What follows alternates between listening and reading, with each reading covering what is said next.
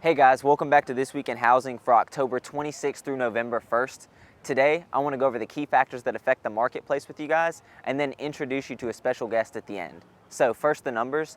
This week, our agents took 268 new listings. We saw 258 properties go pending, and we sold 226 properties, leaving us with 1,061 active properties on the market for you guys to go view at a median price of $246,900, and the days on market is just at 54.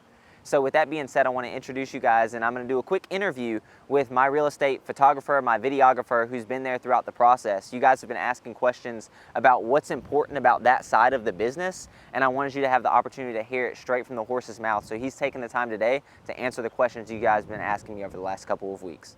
Hey guys, so I was actually fortunate enough to get the assistant of the regional manager. I'm just kidding. I got Stephen Kane. He's the owner and operator of Top Flight Media, and he actually does real estate videography and photography, drone work, the whole nine. And you guys have been asking me questions about some of my preferred partners, kind of what they do and their role in the business, whether it's lenders, closing attorneys, or photographers like him. And I wanted him to just be able to tell you straight from the horse's mouth what his role is and how big of an impact it actually has for our clients. So the people want to know, right? They've been shooting me questions on Instagram.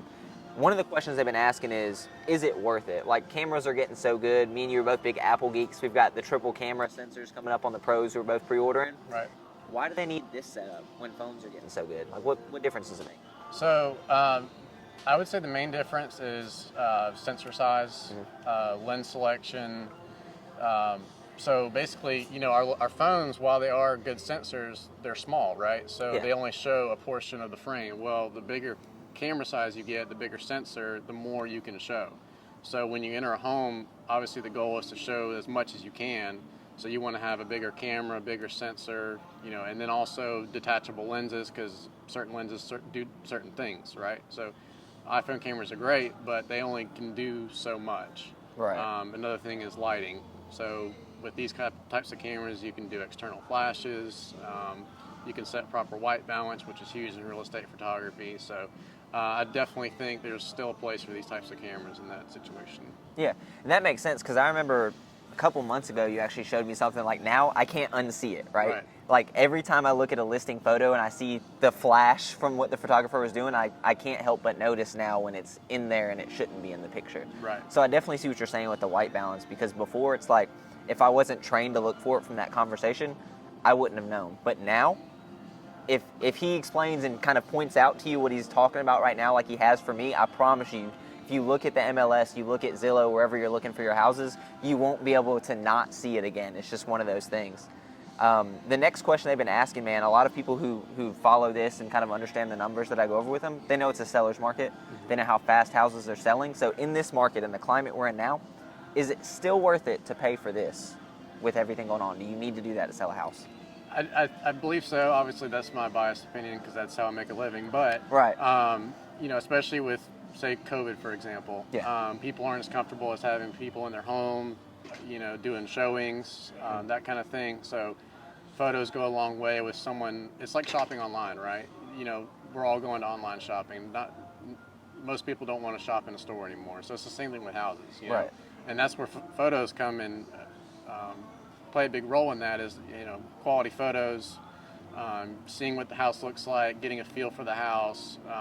You know, obviously when you buy a house, you want to have that warm, fuzzy feeling, and photos play a big role in that. So I do think there's still a place for it, especially with the market the way it is. I know houses are going fast, but photography, you know, when people go on and they see that first photo, then they know right away, like, let's go check this house out. So Yeah, and that actually makes a lot of sense, because a lot of people, like if they have buyers that are looking, they're actively working with, they're pre-approved, doing whatever, we'll set up like a drip campaign is what we call it, but basically we put in this criteria, and whenever something pops up, if it matches that criteria, that's what they see right away, right? And so like if it's a buyer that I'm working with, if a listing pops up, it's going to either have the professional photos or not. And so if it's going to be automatically sent to them, the ones that have those photos, they're probably the ones they might skip work to go check out, right? So with houses moving as quickly as they are, it kind of speeds things up a little more. Is that right? Yeah, absolutely. Yeah, and that makes sense, because I've seen some houses where clients will still take the time to look at them, but they'll be like, I don't know. And then by the time they decide to go look at it after work with how fast things are moving right now, it's under contract. Right. So they might even need to be able to look at the pictures and be comfortable enough to make an offer from the pictures and the feeling they get, that warm fuzzy you were talking about, from just the photos, and then go check the house to say, do I want to terminate? Right, exactly. And you know, if you need to reference something, so say like, I can't remember where this room was or what this room looked like, where can we put this? And when they're trying to decide, you know, how to move furniture or where their life's going to fit into the house, it's good to have those to reference for sure. So yeah, that definitely makes a lot of sense, and I can see exactly what you mean, because it might not be necessary, like, but if your client is the one looking at them, you want them to be able to see it and say, hey, I'm ready to make a decision based on what I've seen. Yeah, that makes sense. So the next thing is, what's your turnaround time on your pictures, man? This has been mostly from photographers caring about this one from other agents, but what's your turnaround time? Yeah, so typically I'm within 24 hours. Yeah. So for example, if I go shoot a house tomorrow, you'll see the photos probably Tuesday morning, if not Tuesday by the end of the day. Yeah, and that's huge too, because right now every single part of the process in real estate is kind of running at capacity. Yeah. You know what I mean? Like, the appraisers are backed up, this person's backed up, that person's backed up. If that's happening on the front end before the house is even on the market, you know, what do you do? So it's really awesome that you're able to do that in 24 to 48 hours. Yeah, for sure. So next thing is, does it matter what time of the day the photography work is being done? It can. Excuse me. It really depends on what you're wanting to get out of it. You know, twilights are a big selling point in a home, especially with higher end homes. Obviously, there's a special time of day for that, the twilight hour. Yeah. I would say for interior photography, not really, because again, going back to flashing and that kind of thing, we're creating our own light. But I would say outside, it can. Obviously, you don't want to have any harsh shadows. It depends on what direction the house is facing. Maybe you want to align that with where the sun is.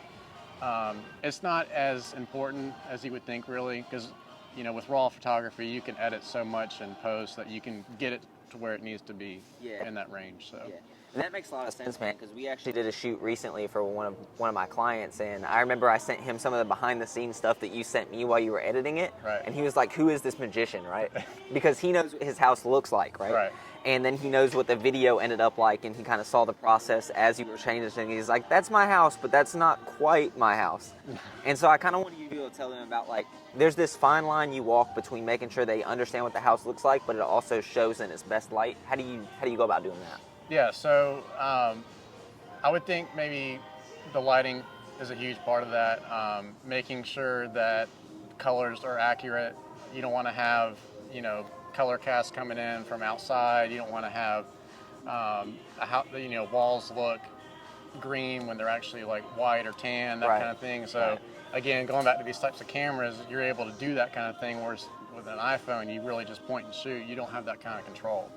So showing it in its best light, showing it in the correct size, with going back to lens selection with these types of cameras, you want to have a wide angle lens, but you don't want to go overboard and have the big thing, you know, blown out, bulbous, fisheye look. So figuring out the right focal length, you know, making it look legit, but also not over exaggerating the room. So yeah, that makes a lot of sense, because I mean, there's sometimes you want to show like how big the backyard is, and actually be able to show like there's at least a backyard. Right. You know what I mean? Yeah. So you do a really good job at that, because there's been some places I've walked into with some of my buyers before, and they were like, this is not what I signed up for. Like, this isn't what I thought it was. Yeah. And I really appreciate the fact that I haven't had that, like, that feedback doesn't come from showings that you've shot. You know what I mean? So like you show something, they're like, oh yeah, I remember this room from here. Yeah. And sometimes people can even tell like the layout of the house from the way you kind of order your photos almost. Yeah, so when I go into a house, I like to shoot from the, you know, entryway, the foyer, and then how you would walk through a house. So typically you'd go like maybe kitchen, master bedroom, master bath, and then start looking at some of the other rooms. So that's how I line my photos up, is how you would naturally walk a room or walk a home. Yeah, and it makes sense, because then they have kind of a layout for like how the home flows before they've even been in it. So when they go in there, it's like before they turn the corner, they're like, oh, this is about to be that closet I saw, you know? And so it's cool that they know like what room the closet is in, or, you know, whatever's going on. It's really cool to see them actually know what's about to happen before it did, just from the photography work that you went and put that time into. Right. Perfect, man. Well, hey, Steven, I appreciate you taking the time to explain your part in the process. And Absolutely. anyone, if you have any questions, like, is it worth it to have a professional photographer? My personal standpoint, like, his is biased, right? He's going to say he wants you to get the shots. I would say it's really important if you're a consumer to get these things done, because it just kind of, the market right now, it supercharges how important each part of the process is, and photography is no exception to that.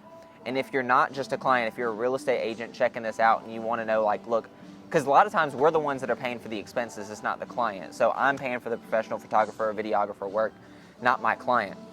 So when I'm covering that cost, a lot of agents are asking themselves, do I want to pay for that when it could sell on its own anyways? And I would say absolutely yes. There's two things to think about. One, when people are looking back at Joseph's listings, I want them to say, hey, he takes this level of care with his clients, because there's going to come a day where it is important, again, even more so, to actually get the job done, not just like how fast, but if it'll happen at all.